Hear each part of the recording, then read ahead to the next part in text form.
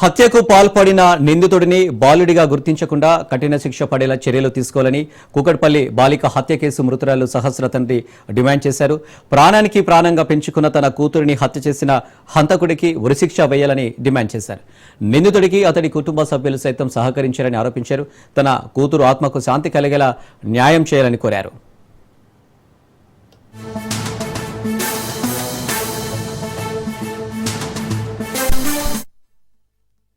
పాప చనిపోయింది, మాకు తెలియదు అసలు ఇంత ప్రీప్లాన్ గా మర్డర్ చేస్తాడని. వాడు మాత్రము చాలా క్రూరమైన వాడు బాలుడు కాదు, చాలా మేజర్ ప్లాన్ చేసి మేజర్ వాడు మాత్రం భూమి మీద ఉండదు మేడం. ఒకటే చెప్తున్నాను, వాడు మాత్రం ప్రభుత్వం కఠినంగా శిక్షించాలి. కానీ ఈ పిల్లోడు చాలా పెద్దవాడు, వరస్ట్ క్యాండిడేట్, క్రిమినల్, చాలా క్రిమినల్. వీళ్ళు మాత్రం బాలుడని గుర్తించకండి. మీరు చాలా పెద్దోడు. వీళ్ళు చేసే పనికి వాళ్ళ ఫ్యామిలీ చాలా సపోర్ట్ ఇచ్చింది. 5 రోజులు వాడు ఇంట్లో ఉన్నాడు, అదంతా తీసుకొని ఇంకా పెట్టుకున్నాడంటే వాళ్ళ మమ్మీ వాళ్ళ ఫాదర్ మమ్మీ అడుగుతారు ఖచ్చితంగా, ఇది ఎక్కడ వచ్చింది, ఏం వచ్చినాయి అని చెప్పి. వాడు ఇన్ని రోజులు స్కూల్కి వెళ్ళడం ఇంత భయం లేదు మేడం. వాళ్ళకైతే ఇంత భయం లేదు, ఏం లేదు. వానికైతే భయం లేక ఉన్నాడంటే వానికి మాత్రం కఠినంగా శిక్షించాలి మీరు. ఖచ్చితంగా ప్రభుత్వానికి కోరుతున్నాను నేను. అది బ్యాట్ నాకు కొడుకున్నది, నేను కొనిచ్చాను, 1000 రూపాయలు పెట్టి నేను కొనిచ్చాను. ఆ బ్యాట్ కోసం ఎప్పుడు కూడా వాడాలో నాకు చెప్పలేదు, డిస్కషన్ అవ్వలేదు నా కొడుకుతో. నేను 12:30, 12:50, 12:40, 12:45 వచ్చిన కింద చూసిన పాపని పిలిచిన, పలుకలేదు.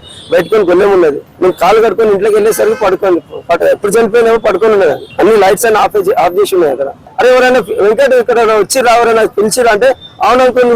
మీ బాబా డాడీ అని 4 times పిలిచింది. వీడే చెప్పాడు, వీడు చెప్పింది నాకు. ఆ మైండ్ నాకు వెళ్ళలేదు, నా కళ్ళ నీళ్ళు ఆగలేదు. 4 times పిలిచింది. నేను బయటకు వచ్చిన స్నానానికి వెళ్ళిపోయినాకు నాకు ఏం తెలియదు అనేసి అన్నాడు. అప్పుడే ఏడ్చుకుంటే మా కొడుకుని కూడా ఓదార్స్తుండే వాడు. ఏడవక అని చెప్పి ఓదార్స్తుండ. పక్కనే ఉన్నాడు, పక్క బిల్డింగ్ లో ఉండి చూస్తున్నాడు. వాడు స్పాట్కి రాలి పక్క బిల్డింగ్ లో ఉండి చూస్తున్నాడు. వాడు డబ్బులు తీసుకెళ్ళి మా పాపని చంపిండు, న్యాయం జరగాలి నాకు. పాపని చంపిండు వాడు మాత్రం ఉండదు. ప్రాణానికి ప్రాణం కావాలి. వాడు మాత్రం బాలుడని గుర్తించకండి. ప్రభుత్వానికి చెప్తున్నా, మీకు చెప్తున్నా, చట్టానికి చెప్తున్నా. వాడు మాత్రం బాలుడు కాదు. తల్లిదండ్రులు కూడా శిక్షించాలి. తల్లిదండ్రులు ప్రేమ ఉంది. వాళ్ళ తండ్రి ఇంతవరకు మా తండ్రి ముఖం చూడలేదు. నేను ఇన్ని 3 years నుంచి ఉంటున్నా అక్కడ. తండ్రి ముఖం చూడలేదు. తండ్రి ఎవడో కూడా నేను నాకు తెలియదు. వాళ్ళ చెల్లె శాంతి అని నాకు తెలుసు. ఆమె అయిపోయి అంకుల్ అంటే కానీ మిగతా విషయం ఏమి ఉండదు మాకు. ఈ మధ్య 1 year నుంచి క్రికెట్ ఆడడం కొద్దిగా పెరిగాడు. మాకు అప్పుడు చిన్నోడు ఉండే, హైట్ అయ్యిండు కాబట్టి పెరిగిండు. వాడు ఆడడం స్టార్ట్ చేసిన తప్ప ఇంకేం లేదు. అసలు నేను గమనిస్తేనే కదా మేడం, నేను ఉంటే ఇంటికాడు ఉంటే నాకు తెలుస్తుంది అని. ఇప్పుడు తల్లి ఉండదు, తండ్రి ఉండరు, వాళ్ళ పిల్లలే ఆడుకుంటారు అంతా.